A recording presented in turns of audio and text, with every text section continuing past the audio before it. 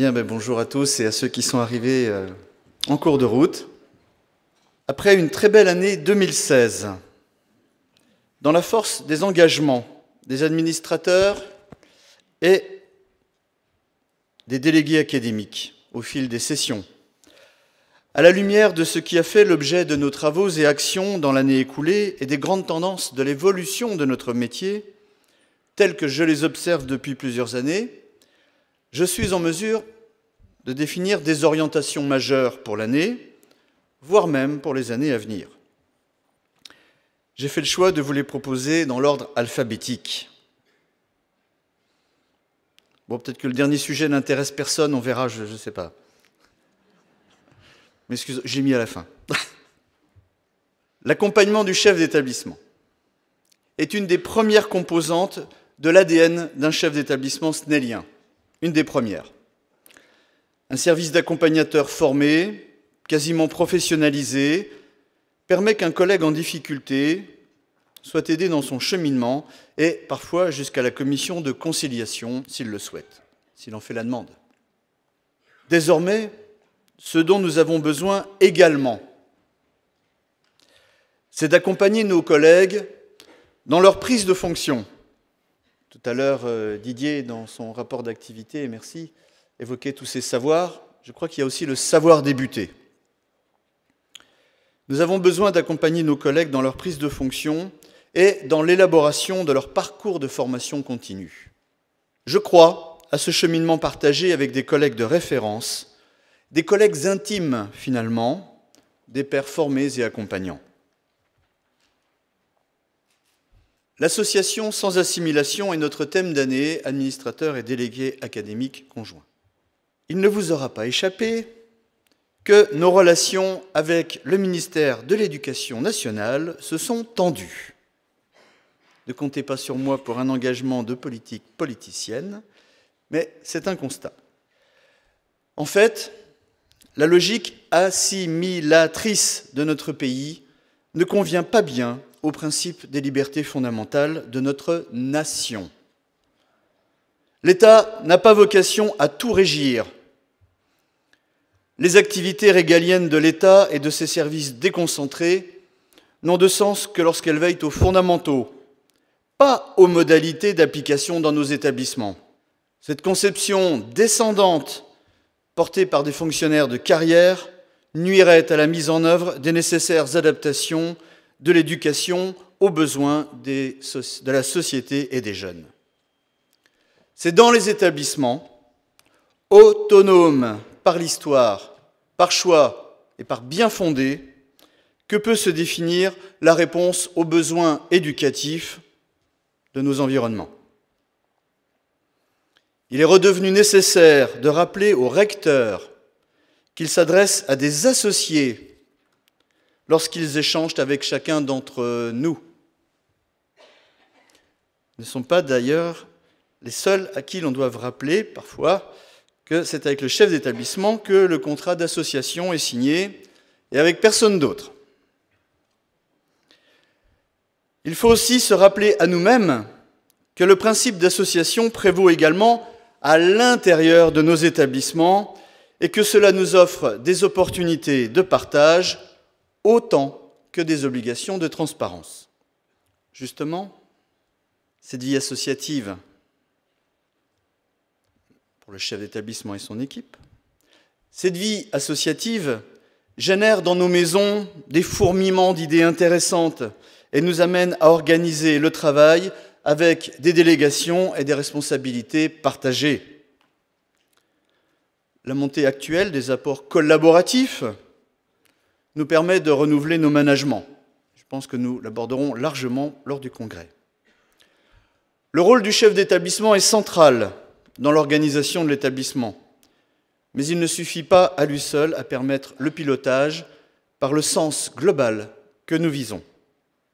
Parler de subsidiarité, et Dieu sait si certains nous rabâchent les oreilles avec la subsidiarité, parler de subsidiarité est indissociable de la mise en œuvre de la charité. À quoi bon les valeurs sans les actes qui vont avec? Permettre à chacun d'exercer les responsabilités confiée nécessite d'apporter notre soutien. Avec la commission du même nom, le chef d'établissement et son équipe, en partenariat avec les autres composantes de nos équipes de direction, quand on a la chance d'en avoir, à savoir les membres de l'association des adjoints, l'ACES, avec l'Association nationale des cadres de gestion, l'ANCAGEC, nous travaillons à faire vivre ce management de type collaboratif.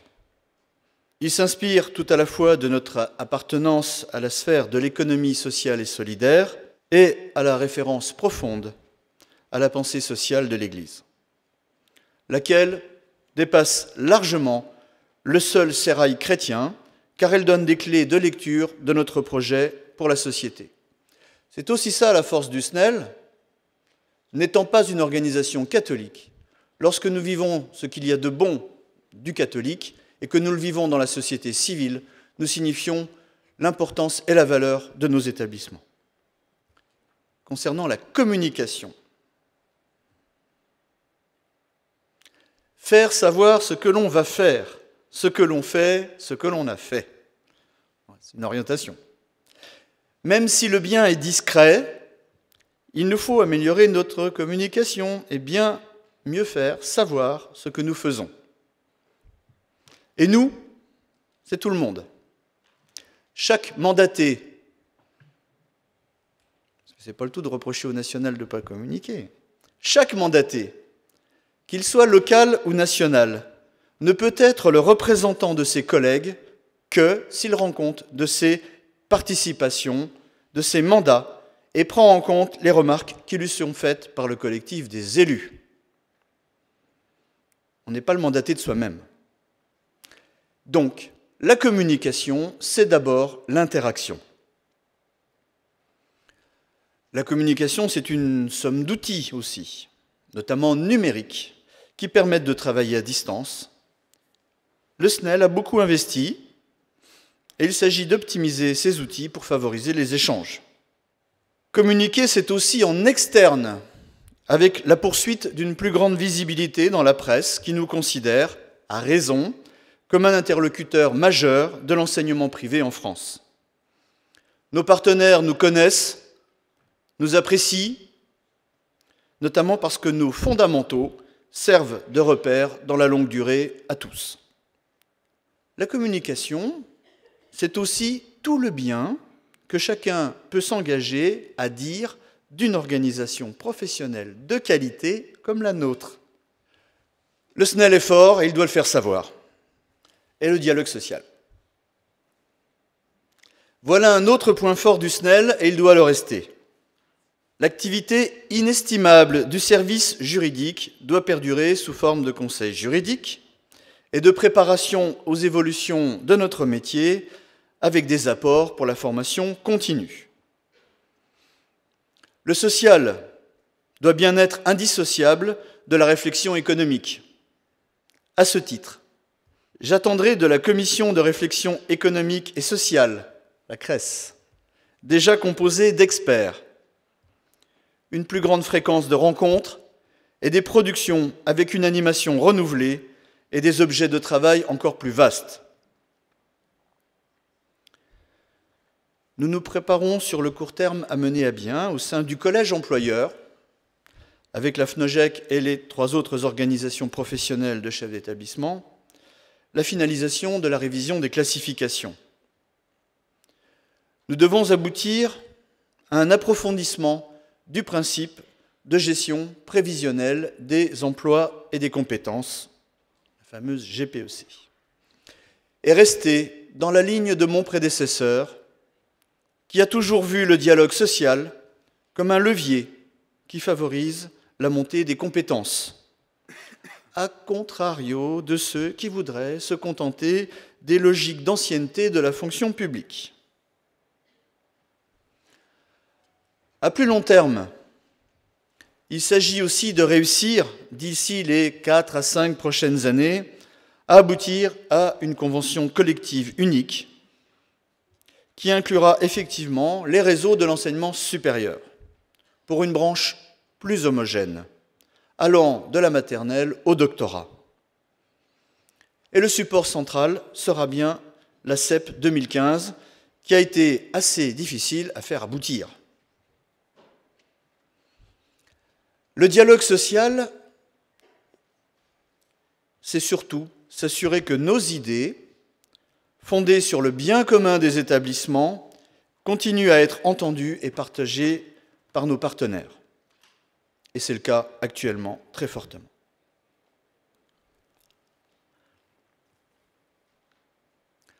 Autre dimension essentielle, c'est la dynamique territoriale. C'est une dimension essentielle, pour ne pas dire matricielle, de notre organisation. Puisque ce sont les établissements qui sont les cellules de base, c'est bien la promotion d'une approche ascendante qu'il nous faut assurer.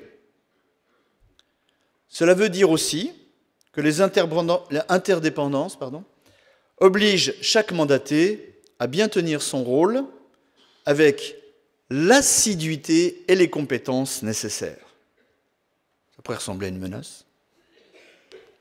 Nous avons besoin de bureaux académiques étoffés qui intègrent toutes les réalités des départements concernés et qui se nourrissent dans la relation avec le national.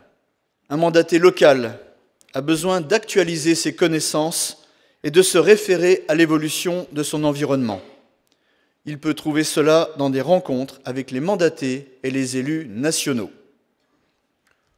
Je ne l'avais pas écrit, mais j'ajoute pour mémoire, outre l'Assemblée générale et le Congrès, pour les mandatés, il y a les sessions de printemps, 15 et 16 mars cette année, sessions d'été en juillet et sessions d'automne, octobre-novembre. Dans le même double mouvement, les élus et mandatés nationaux doivent être à l'écoute des attentes des territoires pour apporter des réponses pertinentes et adaptées. C'est de ce double flux que peut naître dans la réflexion partagée une vision commune, prospective. La formation numérique, digitalisée. Se former tous les ans est fondamental, tous les ans, pour rester compétent dans notre métier complexe. Et nos réalités de terrain, ce sont aussi des dispersions géographiques considérables et des difficultés à mobiliser du temps pour les essentiels. Parmi eux, les essentiels au premier rang, c'est la formation continue. Sa réalité de mise en œuvre n'est pas à la hauteur des enjeux considérables auxquels nous devons faire face. C'est pourquoi le SNEL poursuivra son engagement, le trésorier l'a rappelé tout à l'heure, en faveur de la formation en général et de la formation numérique en particulier. Chacun doit pouvoir se former, quelles que soient ses ressources en plan de formation et quelle que soit sa capacité à se déplacer facilement. La formation numérique, que ce soit avec les MOOC, je ne suis pas très bon angliciste, alors les cours en ligne, les cours en ligne collaboratifs, ou que ce soit sous d'autres formules avec des capsules vidéo, est accessible à tous. À tous. Elle permet une formation en dehors des contraintes de gestion collective du temps et des déplacements à des coûts maîtrisés pour l'utilisateur. Le SNEL a déjà beaucoup investi dans ce domaine en étant précurseur et continuera à investir. J'espère en ce sens que tout à l'heure, mais en fait c'était déjà fait, vous voterez en faveur d'un système qui permette que la cotisation donne l'essentiel des possibilités d'accéder à la formation continue. Et vous avez déjà voté. Merci. Nous avons abaissé au minimum possible le prix de la journée pour faciliter la formation de tous. Et la pédagogie. Car si se former, c'est se préparer à être le manager 2.0, cela suppose que soit mené dans les commissions à vocation pédagogique le même travail qu'en formation, à savoir se préparer à diriger les établissements que nous voulons demain. Non pas ceux que d'autres prépareraient pour nous dans je ne sais quelle réforme, mais ceux que nous voulons créer par une pédagogie adaptée aux besoins de la société de demain. Et la pédagogie est protéiforme. Favorisons les initiatives, levier de notre liberté fondamentale.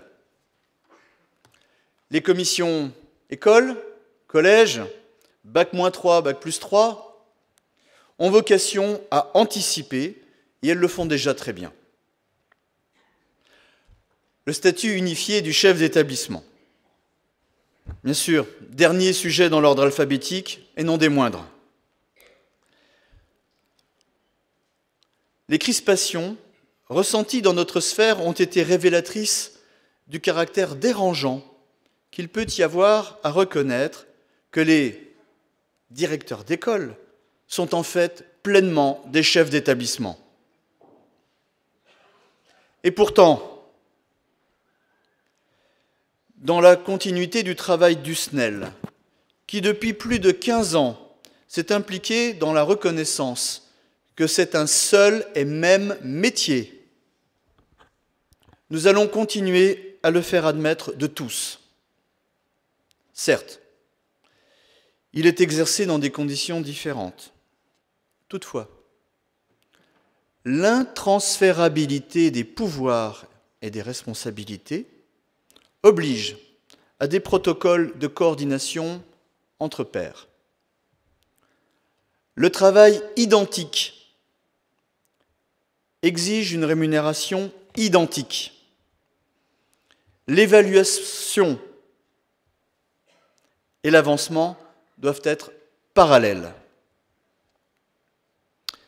Mais nous savons très bien que des petites structures sont dans l'incapacité de rémunérer correctement les personnes, que certaines tutelles et instances préféreraient avoir des chefs de service devant elles plutôt que des professionnels capables d'assumer toutes leurs responsabilités. Nous savons aussi que les carrières du premier et du second degré ne seront jamais totalement comparables. Je ne reprends pas ici avec vous les détails. Nous savons surtout qu'une indemnité de prise de fonction, un avancement triennal digne de ce nom et équivalent à celui des collègues du second degré, et une rémunération attractive sont des conditions sine qua non au développement des établissements. L'enseignement libre a besoin de chefs d'établissement capables d'être libres, donc d'être autonomes et responsables. Il n'y a de place que pour des professionnels porteurs du bien commun. C'est aussi pourquoi nous n'entrerons jamais dans des logiques davantage catégorielles. Il est hors de question que la rémunération du chef d'établissement soit un prétexte facile à une inévitable fermeture d'établissement. Vouloir une juste rémunération des chefs d'établissement du premier et du second degré, c'est vouloir, comme le SNEL, du professionnalisme. Aidons nos partenaires institutionnels à comprendre qu'il faut pour demain des chefs d'établissement prêts à relever les défis des chefs d'établissement dès aujourd'hui et pour demain. Engageons-nous partout.